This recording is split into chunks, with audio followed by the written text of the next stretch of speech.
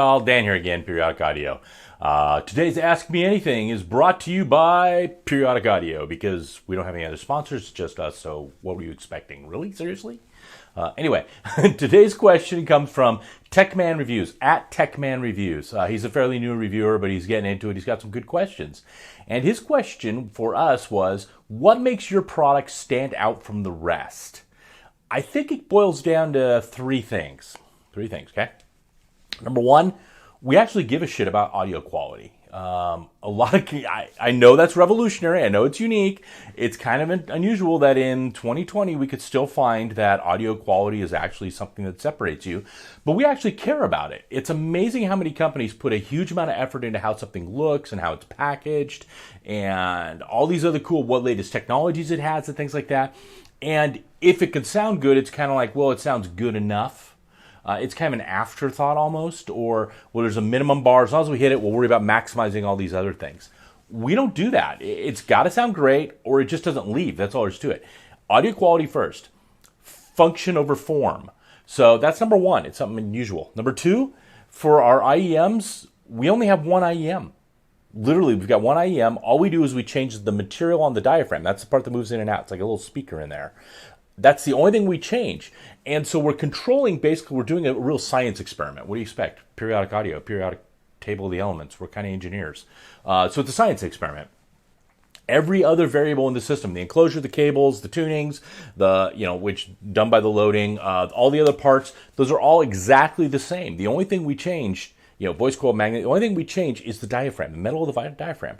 And so when you listen to different units and you hear different sounds, that's because of that metal. So it's kind of an educational thing. You're going to learn something when you listen to our units. Oh, gee, this is how this metal tends to sound. That's how this metal tends to sound. And then we get into even the material properties themselves of the different materials. So it's kind of a science experiment. That's different. We're not doing that. We're trying to educate people, trying to train them about these are why things that matter. The third one, we don't tune. We have a single unit, a baseline, and everything is off that. It's the same. We're not going to try to make every single product sound the same. I never understood that. Why have a single curve you shoot for? Why do you try to get everything to sound the same? At that point, then you're forcing yourselves. Remember that first thing about audio quality? You're forcing yourself to basically differentiate different models by features, not by how they sound and how they interact with you. Music is inherently a emotional thing. I'm going to say something very controversial here, but I stand by it. I've been in the industry for 30 years. What you listen to with music is a interpretation of an interpretation of an interpretation of an event that never happened. Think about that. The artists, when they get together in the recording studio, 9,999 times out of 10,000 never even play together. They're all listening to headphones, listen to a click track, keep themselves all synced, things like that. The drummer will come in, lay down 20 or 30 takes. Bassist will do his thing, lead guitarist will do his thing, singer will do his thing. They're all listening with IEMs or over ears to click tracks and everybody else's track put together. So number one, that's an event that never happened, that they actually played together. Never happened. Seriously. Artists, you know it, back me up if you see this and want to go, yeah, he's kind of right. That's how this happens. Number two, there's an interpretation of it in that they'll sit down at the mixer board and the mix engineer and the producer and the band will sit around and they'll all listen together and go, I really like the first 12 measures of my guitar solo from this cut, but can we intersplice with the next 16 measures from this other cut to make it? So they'll create an event that never happened. They'll basically mix and create an interpretation of what the guitarist meant or what the drummer meant by what they're playing, by slicing and dicing lots of different takes together.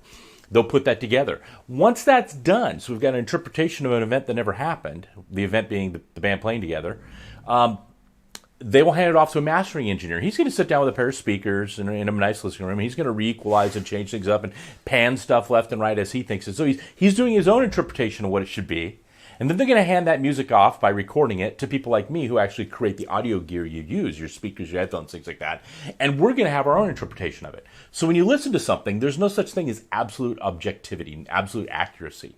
Because you're listening to my interpretation of the mastering engineer's interpretation, of the mix engineer's interpretation, of an event, the band playing together, that never really happened. So this whole pursuit of, it's got to be accurate, everything has to sound the same, to me it's kind of bupkis. It's kind of like saying, well, every single hamburger or every single steak has to have the exact same amount of salt and pepper on it. Well, that's wrong. People are different. So we don't try to tune for a single tuning like most companies do. We try to say, this is what's right in terms of how you load this specific transducer. Now, let the chips fall where they may when we change the diaphragms. And that's what you're going to hear. And they do sound different. They sound radically different.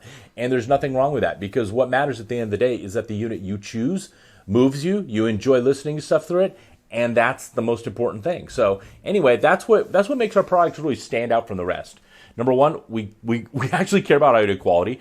Number two, we actually are doing a science experiment where we're trying to control variables so that you can figure out what you like on different ones. And number three, we don't try to create a homogeneous, unified sound, because that doesn't exist, especially with speakers. So there you go. That's what makes it. At TechMan Reviews, great question. Thanks a lot. You guys all have a good one. I know this one went long, but, hey, I get kind of verbose sometimes. What can I say? See y'all. Bye.